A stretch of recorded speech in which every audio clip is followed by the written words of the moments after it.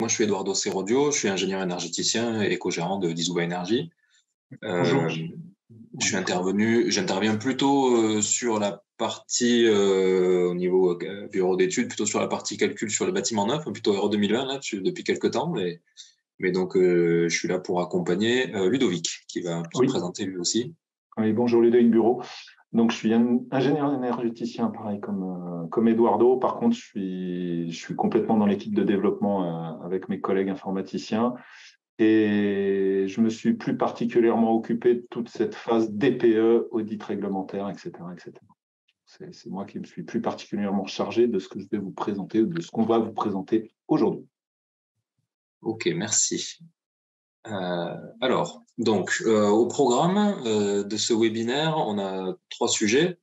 Le premier, c'est comment établir un DPE pour un immeuble, donc de logement collectif, sans forcément aller visiter tous les immeubles. Donc, quand on procède par échantillonnage des appartements, ça c'est la première étape.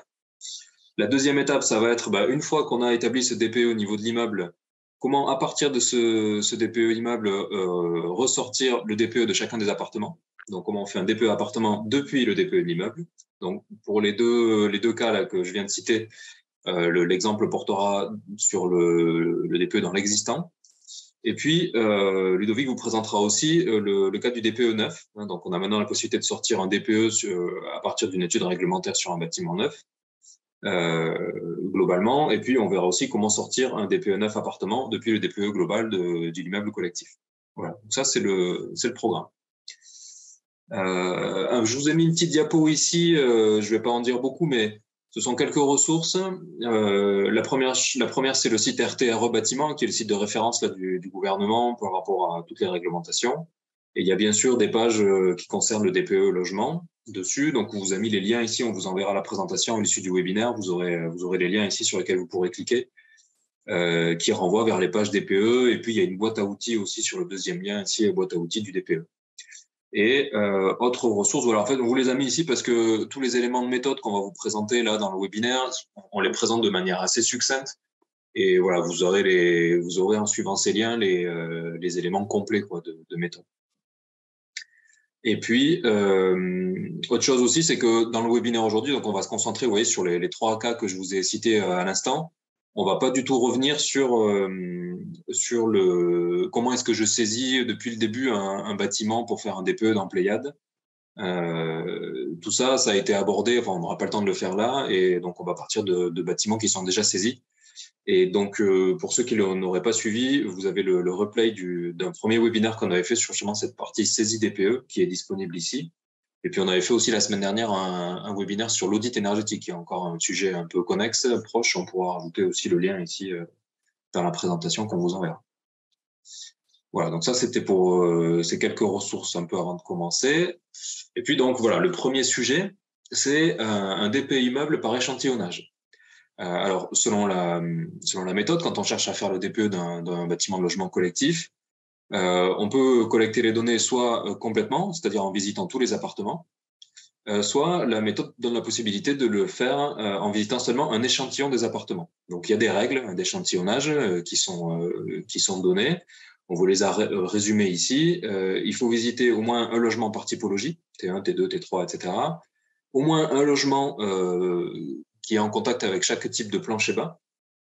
De la même manière, un logement qui est en contact avec chaque type de toiture. Et il faudra aussi visiter un logement intermédiaire, un logement dans les étages intermédiaires. Et donc, à partir de ces règles-là, vous allez calculer un certain nombre de logements à visiter et votre nombre de logements devra être, si vous êtes entre 31 et 100 logements, il faudra être à 10% des logements visités.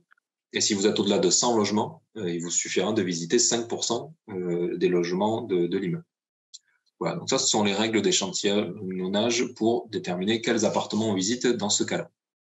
Ensuite, à partir des informations que vous aurez collectées donc dans ces appartements visités, c'est les seuls sur lesquels vous allez pouvoir récupérer de l'information technique. La méthode prévoit une manière de remonter de ces informations récupérées par appartement à l'information globale à l'immeuble pour évaluer le DPE global à l'immeuble. Et donc, il y a toute une méthodologie que Ludovic vous expliquera un petit peu aussi au moment de la démo, où on va échantillonner les baies par motif, c'est-à-dire par largeur et hauteur. On va échantillonner aussi les installations individuelles sur la base d'un appartement moyen en fonction de ce que vous avez vu dans les apparts visités.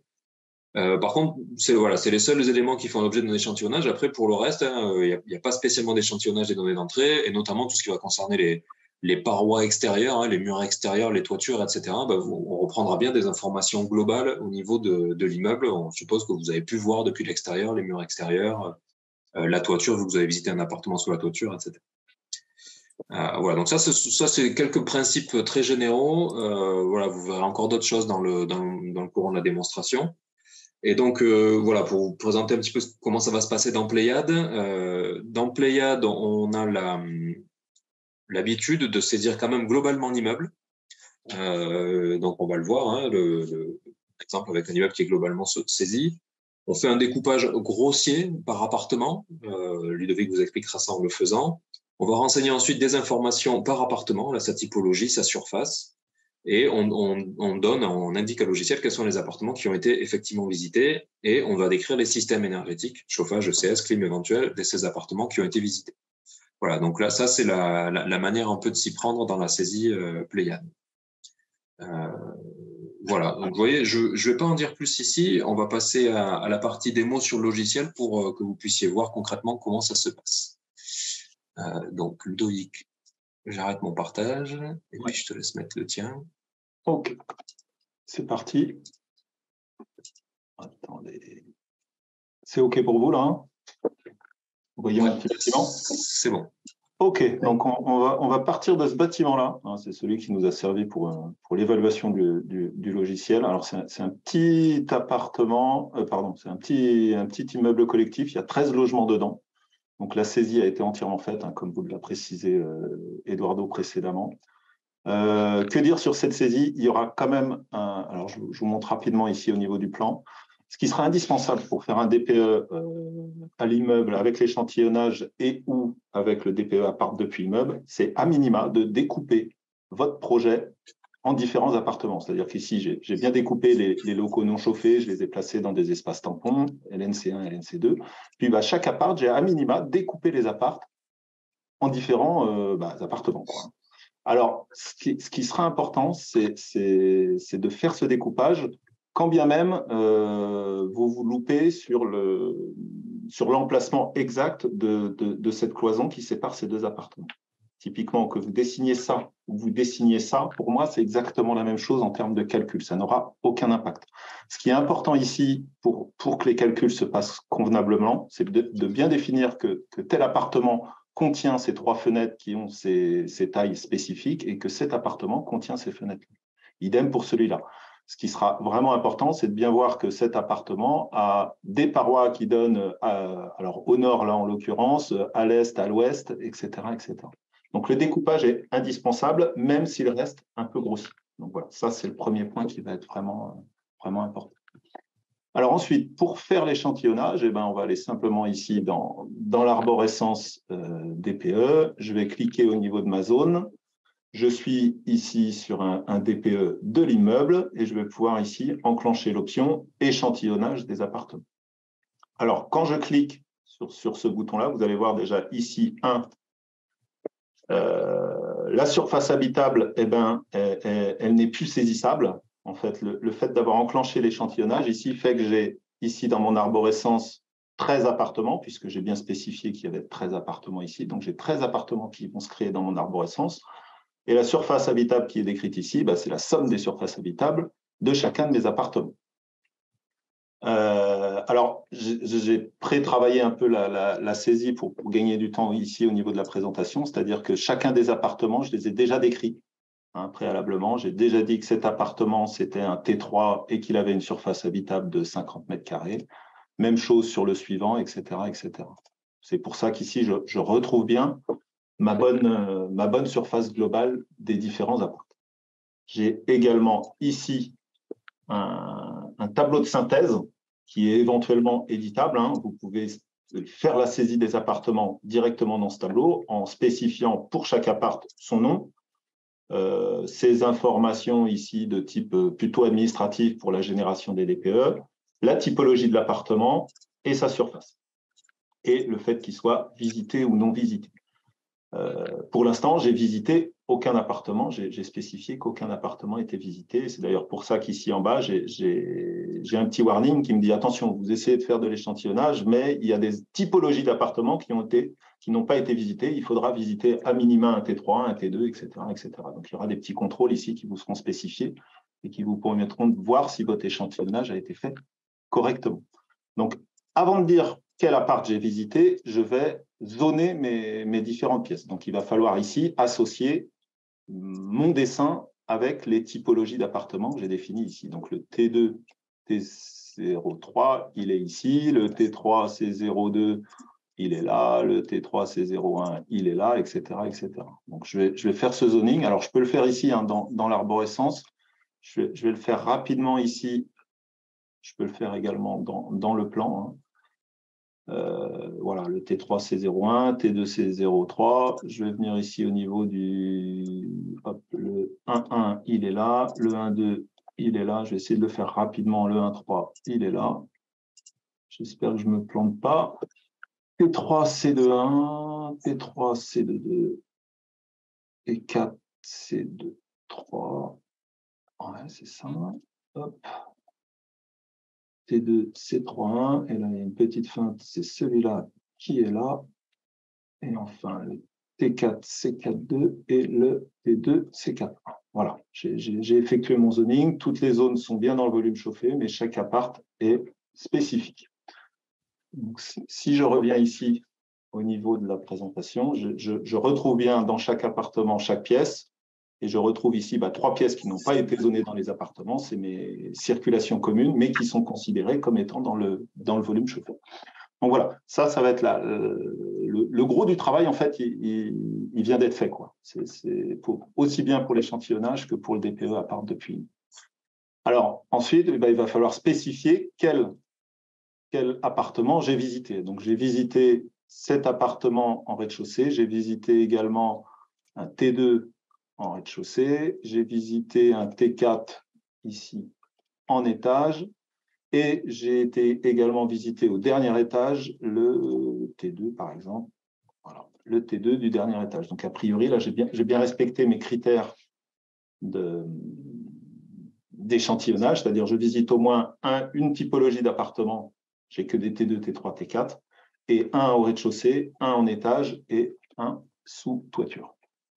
Donc, si je reviens ici, je vais retrouver ici mon tableau d'appartement. J'ai plus le message, j'ai bien visité, j'ai plus les petites cases rouges ici hein, qui me spécifient que je n'avais pas visité toutes les typologies d'appartements. J'ai également des petites informations en plus. Je vais également, alors techniquement ici, mon échantillonnage sur l'enveloppe, elle est finalisée. C'est-à-dire qu'on échantillonne uniquement les baies.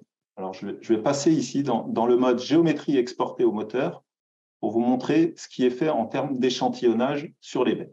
Le fait de passer ici en mode géométrie exportée fait que j'ai un onglet complémentaire qui va apparaître ici, c'est l'onglet d'échantillonnage des baies pour vous expliquer ce qui est fait. Dans ce tableau, on reprend les différents motifs de fenêtres présentes sur le projet. C'est-à-dire que j'ai au total 12 fenêtres qui ont 0,9 par 1,25 en termes de taille. J'en ai visité sur les 4 apparts, pardon, sur les 5 apparts que j'ai visités, j'ai trouvé 4 fois une baie qui fait 0,9 par 1,25 et à chaque fois, elle avait un U à 3,2. Sous-entendu ici, caché derrière cette valeur, en fait, c'était peut-être une fenêtre en bois, typique, par rapport à d'autres qui étaient potentiellement en PVC. D'où, sur toutes les fenêtres du projet, j'affecterai cette valeur-là, même si je n'ai pas visité l'appartement. Donc, à chaque fois, en fait, l'échantillonnage, la règle d'échantillonnage, elle se fait ici. Donc, en gros, sur toutes les premières fenêtres, à chaque fois, j'ai visité des fenêtres et à chaque fois que j'ai vu un motif de fenêtre, pardon, il n'y avait qu'une seule valeur de U possible. Hormis pour cette fenêtre-là, la fenêtre qui fait 1,6 par 1,55, alors, j'en ai vu 5 au total. Hein. Total visité de ces fenêtres-là, j'en ai vu 5. J'en ai vu 2 qui étaient en PVC et j'en ai vu 3 qui étaient en bois. De fait, sur tous les apparts non visités, je vais appliquer ce prorata des valeurs thermiques qui seront appliquées. Typiquement, il y aura toujours 3/5 des fenêtres de ce motif-là qui auront un U à 3,2 et 2/5 des fenêtres qui auront un U à 3,6. Voilà en gros le principe de la règle d'échantillonnage. Ce que ça veut dire en termes de dessin, alors là je suis au niveau 4, je vais revenir sur le plan. Voilà, elles sont ici, mes fameuses fenêtres. Voilà. Là, j'ai des fenêtres en PVC. Cet appartement-là, je l'ai visité. J'ai dit sur cet appartement-là que je n'ai pas visité, que j'avais des fenêtres qui faisaient 1,60 par 1,55, parce que ça, j'ai pu le vérifier en regardant la façade de mon bâtiment. J'ai bien vu que les fenêtres de gauche étaient les mêmes que les fenêtres de droite. Par contre, je n'ai pas pu rentrer dans cet appartement et vérifier que c'était du bois, du PVC. Je ne les ai pas vus d'assez près. Je n'ai pas pu vérifier que c'était du simple ou du double vitrage, etc., etc. De fait, sur cet appartement-là, on appliquera la règle des 3/5 et des 2/5 que je vous ai précisé tout à l'heure. Voilà comment se fait l'échantillonnage au niveau des fenêtres. C'est donc directement le dessin qui va me permettre de faire cet échantillonnage. Donc voilà pour la première règle d'échantillonnage. La seconde règle d'échantillonnage, ça va être l'échantillonnage des systèmes. Alors, vous voyez, hein, on vérifie bien ici, hein, les apparts visités sont pas grisés et les apparts non visités sont grisés. Et bien pareil ici, c'est-à-dire que mon installation, pour l'instant, elle est grisée, c'est-à-dire qu'elle n'est pas encore utilisée par le projet. Le fait d'avoir enclenché l'échantillonnage va m'obliger ici, au niveau de l'installation, à dire cette installation, alors dans un premier temps, là, je l'avais saisie comme étant une chaufferie collective. Donc, si c'est une chaufferie collective qui dessert l'ensemble des appartements, il faudra juste ici respécifier que cette chaufferie collective dessert les 4 appartements visités. C'est-à-dire que je ne suis pas en capacité de voir comment est chauffé ou comment est produit le CS sur les appartements non visités. Donc, il va falloir, sur les systèmes, spécifier les appartements qui sont affectés à telle ou telle installation. Alors là, c'est assez facile sur une installation collective. Si on est sur une installation individuelle ou des installations individuelles qui ne sont potentiellement pas les mêmes entre les différents appartements, il faudra refaire ce travail-là. Donc typiquement ici, si je ne suis pas sur de la chaufferie collective, mais sur une installation individuelle, alors ce ne sera pas 150 kg, hein, bien d'accord. Ça sera du 24 kg. Si j'ai des vieilles chaudières individuelles dans les appartements, je vais ici vérifier, dire que voilà, elle dessert ces 3 appartements-là. Et puis quand je suis monté au 4e, ici, j'ai vu que ce n'était pas une vieille chaudière, mais la personne avait mis une chaudière à condensation. Je vais créer une seconde installation ici. Alors, pardon, hop, je repasse en mode tout. J'ajoute mon installation. Je la décris. Alors, c'est une installation qui fait chauffage et ECS. Elle est également individuelle. Et puis, celle-là, elle était de type chaudière à condensation récente de 24 kg. Et cette chaudière-là, je vais l'associer à mon dernier appartement. Voilà. Alors, je l'ai créée ici. J'aurais très bien pu la créer ici. Hein. J'aurais pu créer directement une installation au niveau de l'appartement et de fait, elle aurait été associée qu'à cet appartement. Voilà, c'est les 2 méthodes de saisie qu'on aura pour les installations. Donc, on est bien d'accord, on redécrit les installations et on associe les appartements. Ludo, juste une petite question qui a été posée qui je pense, va bien là, c'est est-ce que le fait que des installations différentes existent dans les différents appartements, est-ce que c'est un critère pour l'échantillonnage des apparts? C'est-à-dire, est-ce que je dois visiter les apparts où il y a différents types de chaudières ou est-ce que les seuls critères d'échantillonnage d'appart, c'est ceux qu'on a listés tout à l'heure? Non, il n'y a pas de critère là-dessus parce que techniquement, on n'est pas censé connaître ce qu'on n'a pas encore visité. Donc, on ne peut pas avoir de critères d'échantillonnage en fonction de typologie qu'on va découvrir lors de la visite, quoi. Ouais, ça répond à la question de y a Nicolas. Pas de... Voilà. Donc après, d'un point de vue calcul, tout ça, là, si on est dans une configuration comme ça, on a visité 4 appartements. Sur 3 appartements, j'avais des chaudières pourries et sur un appartement, j'avais une bonne chaudière. Donc dans les calculs, on va considérer qu'on a Alors, pardon, je reviens ici. 13 appartements pour une surface de 869 mètres carrés, ce qui fait un appart moyen qui fait 66 mètres carrés. Donc, on va considérer qu'on a 3/4 des appartements moyens de 66 mètres carrés. J'essaye de le faire lentement parce que ce n'est pas forcément toujours simple à expliquer. J'ai 3/4 des appartements moyens de 66 mètres carrés qui auront des vieilles chaudières et 1/4 des 13 appartements de 66 mètres carrés qui auront une chaudière de condensation. Donc, voilà comment les calculs seront faits.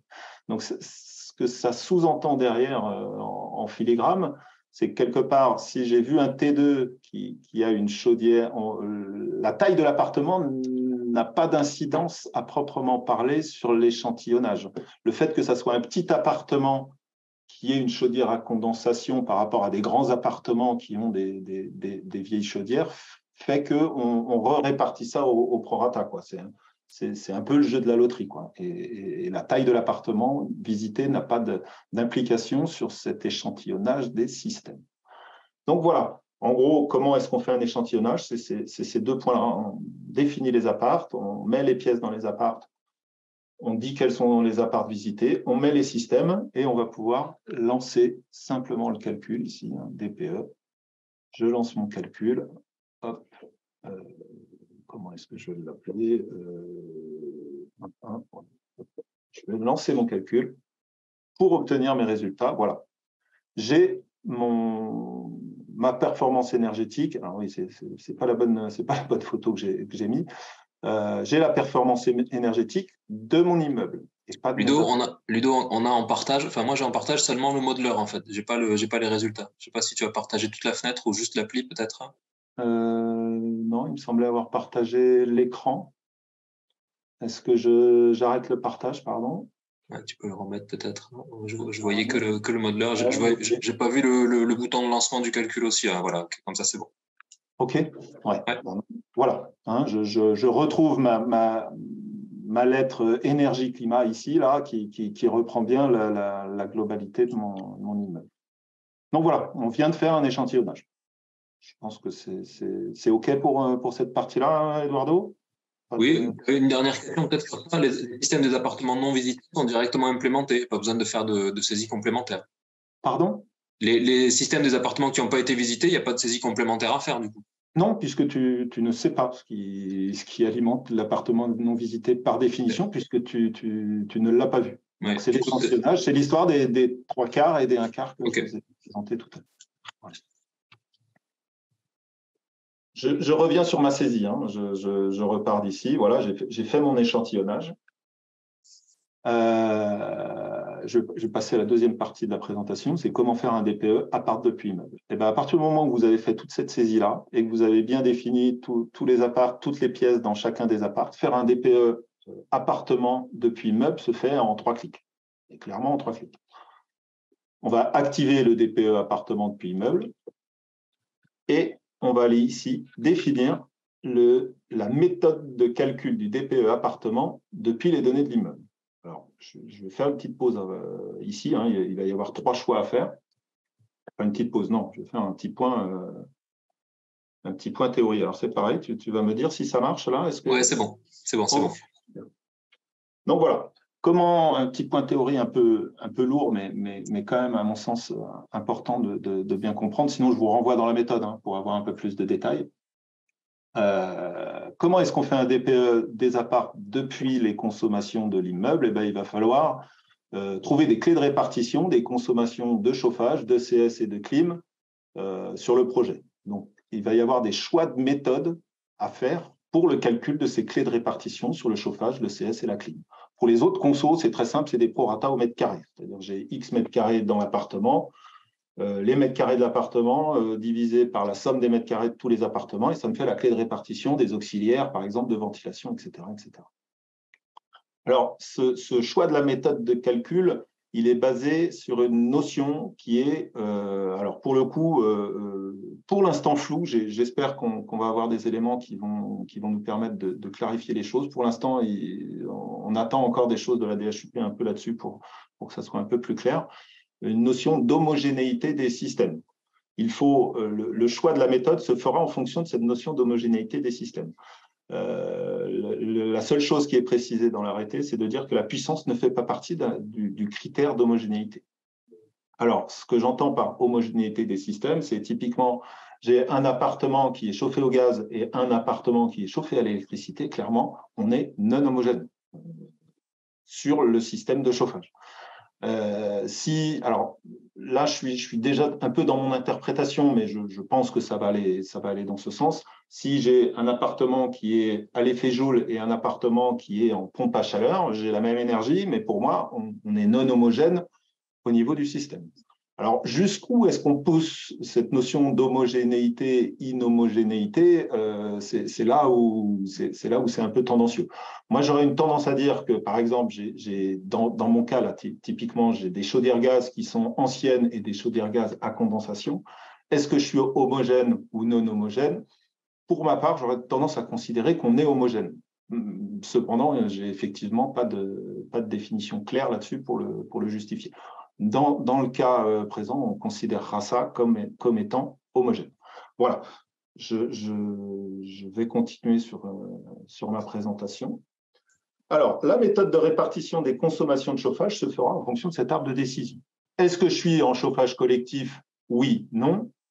Alors, si je suis en chauffage collectif et que je n'ai pas d'individualisation des frais de chauffage, je tomberai dans cette méthode-là et je choisirai pour le calcul de la consommation de chauffage des appartements la méthode 1. La méthode 1 fait un simple prorata. J'espère qu'il n'y a pas un bruit de fond. J'ai un marteau-piqueur qui tourne dans la rue. Bon, j'espère que ça va aller. Je choisirai la méthode 1 pour la répartition des consommations de chauffage. Et là, la répartition, elle est très simple. C'est un prorata des surfaces habitables. Surface de l'appartement divisé par la somme des surfaces des différents appartements et j'ai la conso de l'appart. Méthode ultra simple. Là, on arrive dans la méthode un peu plus compliquée, c'est-à-dire si je suis en chauffage collectif et que j'ai des IFC ou si je suis en chauffage individuel et que je considère que je suis homogène au niveau des systèmes individuels, tels que je l'ai considéré là, moi, puisque j'ai des chaudières gaz dans chaque appartement que j'ai visité, de fait, je passerai en consommation de chauffage selon la méthode E2. Alors, si je suis en collectif, j'appliquerai un coefficient IFC qui me sera demandé. Et sinon, je referai une répartition des consommations de chauffage en fonction des besoins de chauffage de chaque appartement. Donc, j'aurai besoin de chauffage de l'appartement divisé par la somme des besoins de chauffage de chaque appartement. Et cette notion des besoins de chauffage de chaque appartement, alors, je ne vais pas rentrer dans le détail du calcul parce qu'il est assez lourd et il a mis à peu près plus de 6 mois à se faire valider entre les différents éditeurs de logiciels, Tribu et la DHUP. Mais en gros, ce qu'on prend en compte, c'est le fait de dire que les déperditions de la façade sud sont réparties sur tous les appartements qui ont au moins X mètres carrés sur la façade sud. Donc, on prend la déperdition globale de toute la façade, on la répartit sur chaque appart qui touche cette façade sud. Et cette répartition se fait au prorata des mètres carrés de surface habitable. Donc, je vous passe les détails, c'est assez lourd. Mais vous aurez juste à choisir méthode 1 ou méthode 2. Dans le cas particulier où vous êtes en individuel et puis vous vous retrouvez avec des systèmes que vous jugez non homogènes, hein, j'ai de l'électricité d'un côté, j'ai du gaz de l'autre, et bien là, il faudra visiter tous les appartements. On ne pourra pas appliquer le DPE appartement depuis immeuble dans ce cas particulier. Alors, je vous montrerai qu'il y a quand même la possibilité, grâce à la saisie globale du bâtiment, si vous visitez tous les appartements, de faire le DPE de chaque appart, puisqu'on a la maquette qui comprend tous les appartements, et on pourra ainsi quand même générer depuis le logiciel Pléiade et à partir d'une seule saisie tous les DPE de tous les apparts, mais ça sous-entend que vous les avez quand même, vous, tous visités en amont. Donc voilà pour le chauffage, j'espère que j'ai été à peu près clair, ce n'est pas forcément évident à expliquer. Pour l'eau chaude sanitaire, en fonction du critère d'homogénéité de la production de CS, on appliquera la méthode 1 ou la méthode 2. La méthode 1 étant de dire oui, je suis homogène. De fait, la répartition se fera au prorata des besoins de CS. Et les besoins de CS, c'est directement lié à la surface de chaque appartement. La surface d'un appartement me donne des besoins en litres en fonction de sa taille. Et c'est bien cette clé de répartition qui sera appliquée pour répartir les consommations DCS de l'immeuble vers les appartements. Cas particulier, on pourra quand même faire un DPE appart depuis immeuble si le système de chauffage est homogène, mais que le système de CS n'est pas homogène. On arrive quand même à appliquer le DPE appartement depuis immeuble. Dans cette configuration-là, on attribuera aux appartements non visités l'équipement le plus pénalisant de tous les appartements visités. Attribution de 1 sur les appartements non visités. C'est bien ce qui est écrit. Exemple, j'ai visité 3 appartements où j'avais des productions de CS avec des ballons électriques classiques, mais que sur un appartement, la personne avait investi dans un chauffe-eau thermodynamique. Et bien, sur tous les appartements non visités, je leur appliquais le plus pénalisant, sous-entendu une production par ballon électrique classique. Mais sur l'appartement visité qui a le CS thermodynamique, lui, il récupérera bien son propre système, le thermodynamique. Voilà, j'espère que j'ai été un peu très clair. Je pense que ça pose pas mal de questions, ces notions de méthode de répartition, et je vous renvoie vers les arrêtés pour plus d'infos là-dessus. D'où, en termes de saisie, c'est ce que je vous disais, hein, DPE appartement depuis immeuble, je veux le DPE appartement depuis immeuble. Et est-ce que j'utilise la méthode 2 pour les consos de chauffage? Alors là, je suis en chauffage individuel homogène. Donc oui, j'applique la méthode 2 pour le calcul de chauffage. Et pour le CS, est-ce que j'applique la méthode 2? Je considère que je suis en individuel homogène pour le chauffage. Je considère aussi que je suis en individuel homogène pour le CS, donc je ne coche pas la méthode 2 pour le CS. L'autre petit nota, c'est sur… Alors là, je n'ai pas de clim, hein, mais sur la clim, on a exactement le même raisonnement que sur le chauffage. Est-ce que tous les apparts visités sont déjà climatisés ou pas? Et est-ce qu'ils sont homogènes ou non homogènes ici sur le système de clim? Donc voilà, on retrouve un peu la même méthode entre clim et ECS. Je n'ai pas de clim, la coche n'aura donc pas d'incidence. J'ai donc finalisé mon DPE appartement depuis immeuble ici. Je vais pouvoir relancer le calcul en espérant que vous ayez bien la base avec appart. Ouais, c'est bon, on voit bien, Ludo. Ok, super. Donc, j'ai relancé le calcul.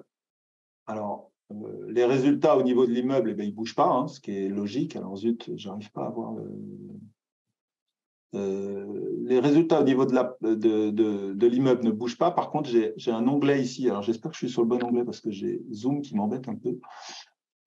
Voilà, j'ai un onglet complémentaire ici qui me donne le DPE de chaque appartement qui vont être calculés en fonction des différentes méthodes, etc. etc. Donc, après, même chose que sur un process classique, on va aller d'abord… Alors, dans un premier temps, on déposera le DPE ADEME de l'immeuble sur le site de l'ADEME. Une fois qu'on aura fait le dépôt de l'immeuble, on sera en capacité de déposer le DPE de chaque appartement sur la base ADEME. Voilà. J'en ai fini sur la présentation. Alors, est-ce que je prends déjà les questions là-dessus ou est-ce que j'enchaîne sur le 9 ? Peut-être qu'on peut finir les questions là-dessus. Ouais. Enfin, si le 9 c'est un peu rapide après, non? Il n'y a pas grand-chose comme… Non, il n'y a pas. J'ai pas grand-chose comme question. Tu as une question qui était sur la définition des besoins en ECS. En fait, si tu pouvais revenir peut-être sur la diapo. Le CS a priori pas, quelqu'un fait remarquer que le CS n'a pas défini en fonction de la taille, mais du nombre des usagers. C'est bien ce que tu… Ouais, mais qui est défini en fonction de la taille de l'appart, quoi. Ouais, ok. C'est des litres qui sont quand même à un moment recalculés en fonction d'une taille d'appartement. Hein. Les litres, si je suis au-dessous d'une certaine taille d'appart, on a une certaine formule. Si je suis au-dessus d'une certaine taille d'appart, j'ai une autre formule de calcul de ces besoins de CS. Quand même à un moment. Après, ok, merci. Il y avait peut-être à expliciter aussi le coefficient IFC. Hein. Je ne sais pas si tu as cité individualisation des frais de chauffage. Je l'ai mis dans le chat. Mais… l'individualisation des frais de chauffage, c'est un coefficient qui permet de dire, alors par défaut, il est à 0,3 dans la méthode. On va donc, alors je le fais de mémoire, je ne suis pas sûr que ça soit exactement dans ce sens-là, on va donc considérer que 70% de la facture est au prorata des mètres carrés de chaque appart et que 30% de la facture de chauffage, j'entends, est répartie en fonction des besoins réels de l'appartement, enfin du calcul de l'appartement à proprement parler. Donc, il y a un coefficient IFC, a priori, qu'on doit retrouver s'il y a une individualisation des frais de chauffage dans le règlement de copro, quoi. D'accord. C'est comment sont calculés les frais de répartition des charges de chauffage, quoi. Et après, là, il y a une toute dernière question qui est, si on a un ensemble immobilier par bloc, avec des bâtiments plus ou moins mitoyens, on fait un échantillonnage à l'échelle du bloc ou par bâtiment? Et à partir de quand on considère que c'est un bâtiment indépendant? Est-ce qu'il y a une règle? J'imagine que vous pensez à la règle qui existe en calcul réglementaire neuf, là. Est-ce qu'il y a une surface mitoyenne au-delà de laquelle on considère qu'on est sur un ou plusieurs bâtiments? Je ne sais pas si c'est défini dans la méthode. Là, je sais pas non plus. Là, je suis pas un grand spécialiste du DPE. Alors là-dessus, pour moi, on bosse pas par bloc, quoi. Enfin, ça dépend ce que vous appelez un bloc, quoi. Si un bloc c'est une cage d'escalier, pour moi, ça ne marche pas. Il faut faire la globalité du bâtiment. Pour faire le DPE de l'immeuble global, on ne doit pas réfléchir. Enfin, voilà. Qu'est-ce qu'un bloc, quoi? Oui, c'est un bloc égale 2 bâtiments collés. Alors, s'ils sont physiquement collés, pour moi, c'est un seul bâtiment. C'est un bâtiment, ouais. Ouais, c'est la notion de bâtiment qui est toujours un peu délicate, quoi. Là, je dois dire que je n'ai pas trop la réponse. Ok, bon, on peut laisser comme ça pour le moment, puis on pourra faire quelques recherches et le mettre dans les retours du webinaire. Ouais. Alors, je fais un petit coup de DPE 9. Ouais. Pour le principe, alors le DPE 9, ça a été rajouté dans les dernières versions, il y a un mois là. Quand vous faites un calcul RE2020 énergie, c'est la même chose pour la RT12. Maintenant est disponible ici un nouveau bouton dans la synthèse qui va vous permettre ici, à partir de ce bâtiment de logement, de générer sa classification DPE.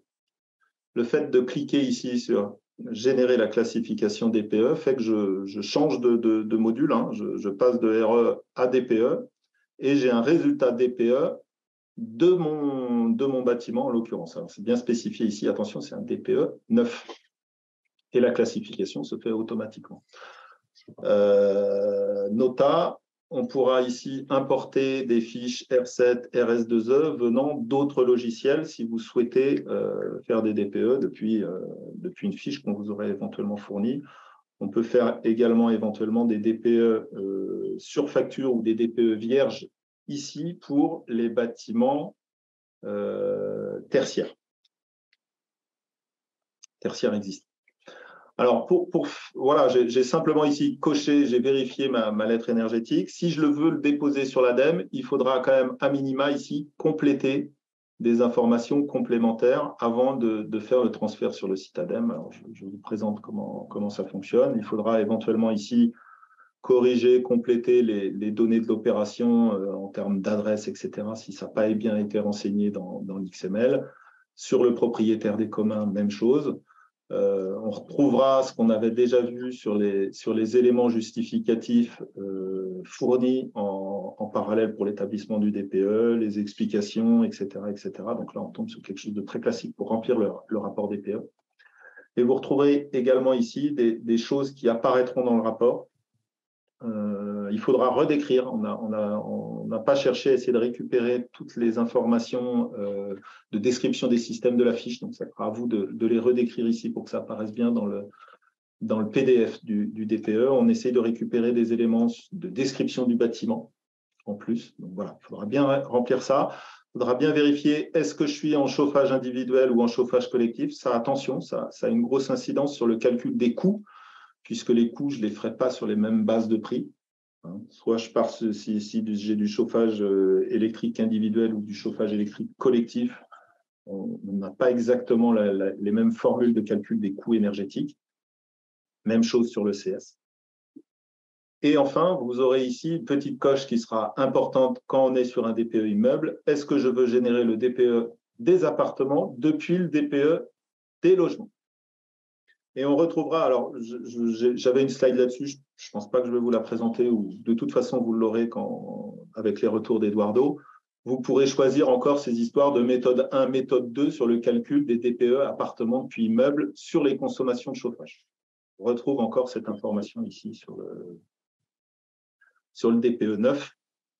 Le fait d'activer le DPE des apparts depuis immeuble m'oblige, notamment quand je suis en conso de chauffage avec la méthode 2, c'est-à-dire je suis en chauffage individuel ou en chauffage collectif avec une individualisation des frais de chauffage, ça m'oblige à recalculer des clés de répartition. On retombe encore un peu dans le même problème que je vous ai présenté précédemment, à part que le calcul des clés de répartition n'est pas le même que ce qu'il y avait dans la méthode 3CL, mais on va recalculer des clés de répartition des déperditions de chauffage entre les différents logements. Et pour ça, il va falloir remplir ici un tableau où vous aurez pour chaque appartement, là j'en ai 44 sur le projet, tel que je l'ai récupéré dans la RE 2020, pour chaque appartement, il va falloir spécifier les surfaces de baies au nord, à l'est, au sud, les surfaces de plancher haut, les surfaces de plancher bas, les surfaces de murs qui me donneront les clés de répartition de chauffage, de CS, etc. etc. Donc, voilà. Donc là, il va y avoir du travail, il va falloir éditer le tableau et saisir ces mètres carrés. Alors, l'intérêt d'avoir fait le calcul sur Pléiade en amont au niveau du calcul RE 2020, c'est que si vous anticipez bien votre travail, ce calcul des surfaces de baies par appartement, forcément, on va le récupérer depuis la saisie que vous avez fait précédemment dans la RE 2020. Typiquement, alors hop, je vais faire OK ici.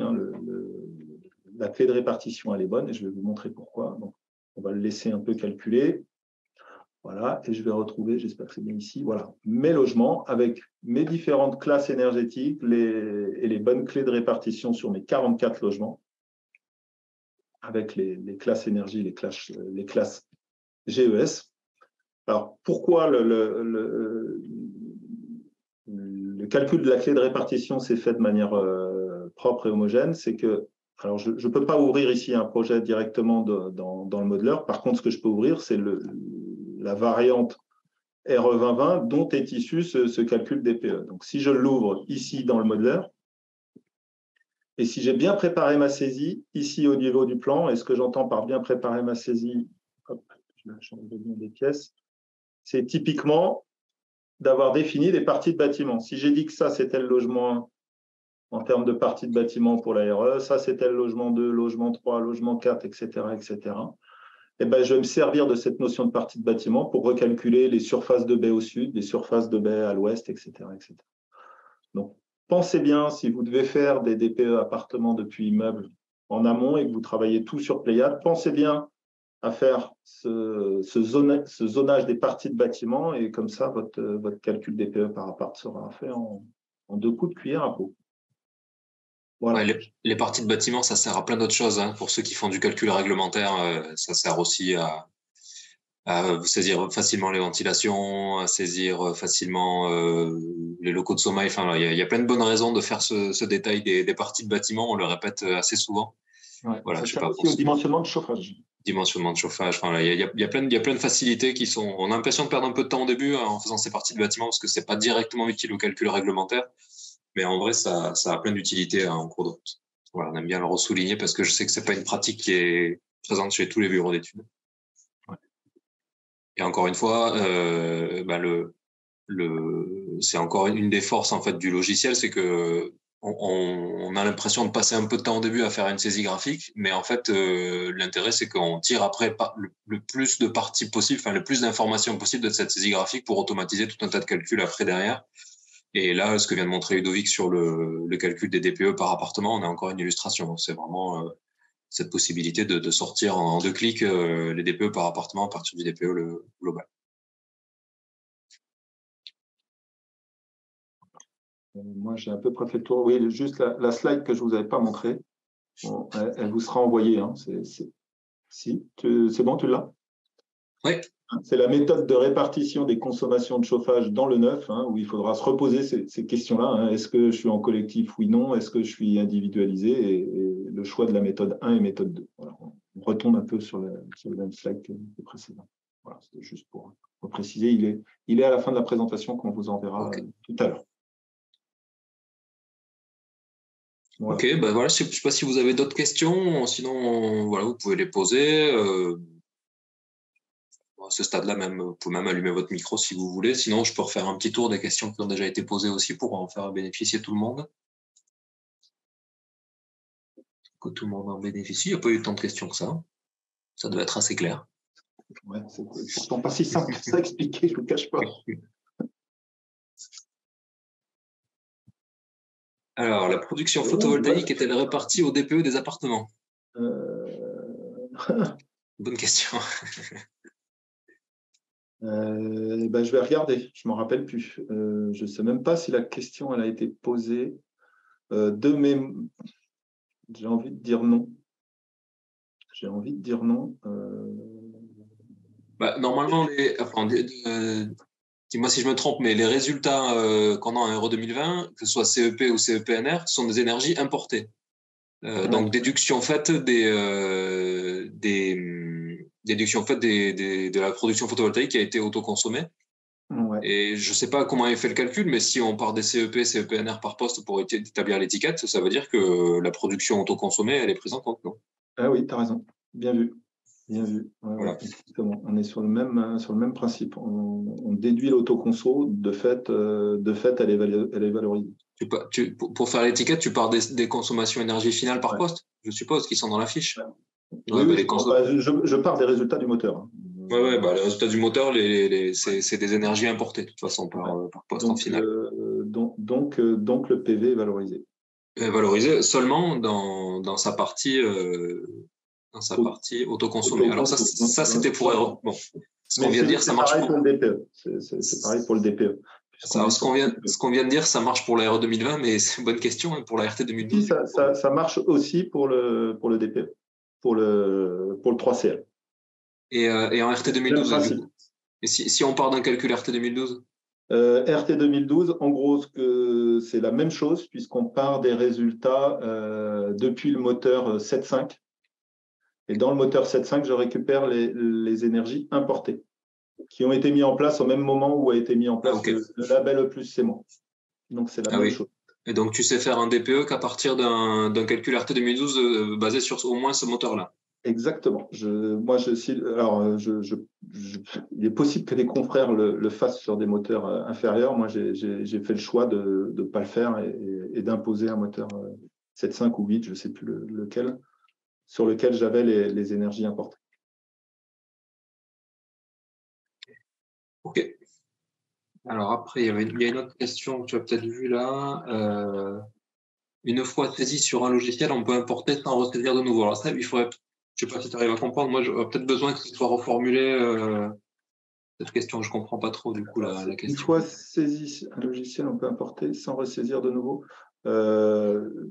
Si la question est est-ce que je peux faire un DPE sur la base d'un calcul RT 2012 établi sur un autre logiciel, j'importe ici une fiche R7. Je vais chercher ma fiche R7 ici. Et alors, est-ce que je peux le faire je trouve un truc. Alors, je vais partir d'une à moi. J'espère. Voilà, la personne a précisé sa question. Exemple, importer IFC ou Revit. Ah oui, d'accord, pas du tout. Ok.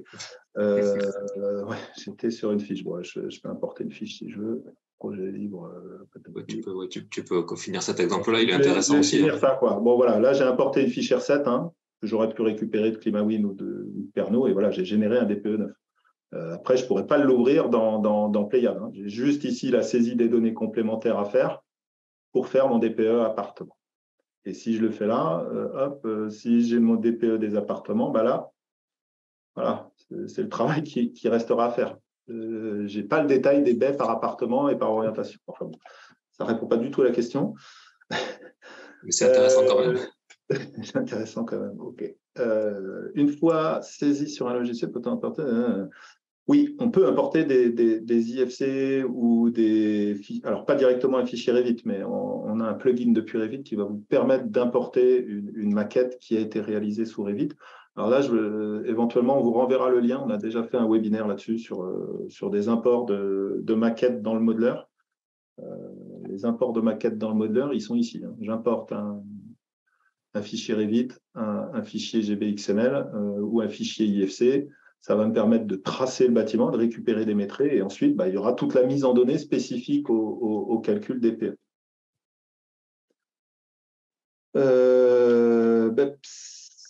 Si on n'envoie pas l'ADEME, on ne peut pas sortir le DPE. Non, on ne peut pas avoir un DPE officiel si on ne l'a pas déposé sur le site de l'ADEME. Alors là, il y a des discussions qui sont en cours là, avec les autres éditeurs de logiciels. Pour l'instant, j'ai bloqué complètement la saisie du rapport. Pour moi, il n'y a qu'une personne qui est habilitée et qui est certifiée qui peut sortir un DPE. Par contre, ce que vous pouvez faire, c'est sortir un rapport qui est ici, qui va être équivalent au rapport DPE. Il sera très poche, à part que ça ne sera pas un DPE officiel. Et on mentionne bien dans ce rapport qu'il ne s'agit pas d'un DPE proprement parlé. Il s'agit d'un calcul 3CL 2021 établi avec un logiciel qui est évalué, mais qui n'est pas un DPE au sens où vous ne l'avez pas déposé sur l'ADEME. Mais le rapport est sinon très très proche. Et autre petite chose sur ce rapport-là, vous pourrez en plus rajouter des éventuels plans et des éventuelles vues 3D pour égayer un petit peu celui-ci.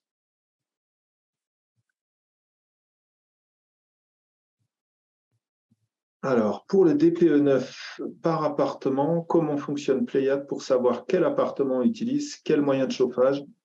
Si j'ai, on fait une règle des proratas. Je ne cherche pas à savoir quel appartement utilise quel moyen de chauffage. La méthode dit juste, je prends la conso globale de l'immeuble.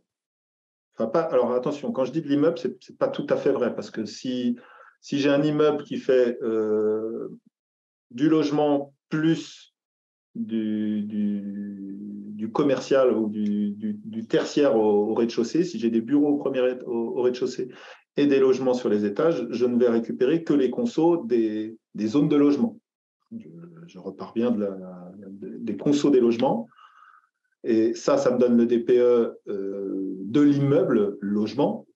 J'aurai un autre DPE au-dessous pour la partie tertiaire, mais sur la partie logement, ensuite, je répartis ces consos de chauffage collective sur les différents appartements avec la clé de répartition que je vous ai envoyée. Je ne cherche pas à savoir comment est chauffé tel ou tel appartement, si certains appartements sont au gaz, d'autres à l'électricité. En fait, techniquement, je ne suis pas capable de le faire. J'aurai des lettres moyennes.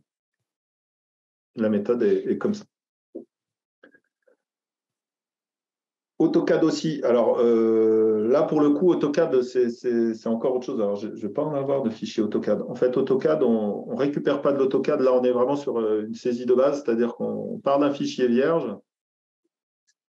Je fais du DPE. OK. Et j'importe en fond de plan un fichier AutoCAD.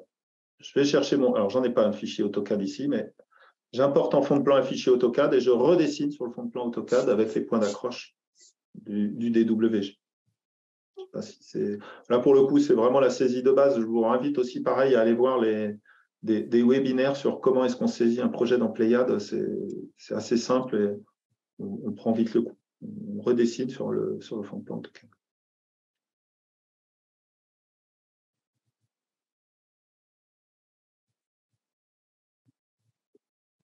Eh bien, voilà, je pense qu'on a fait un tour. Est-ce qu'il y a encore d'autres questions ou...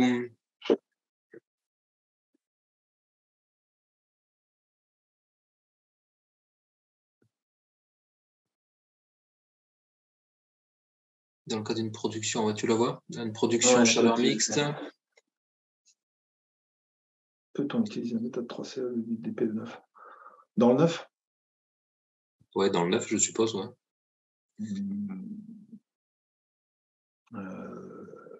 J'en sais rien, normalement non. Mais j'ai du mal à capter le cas de figure. À la limite, on peut presque se parler éventuellement, Thomas.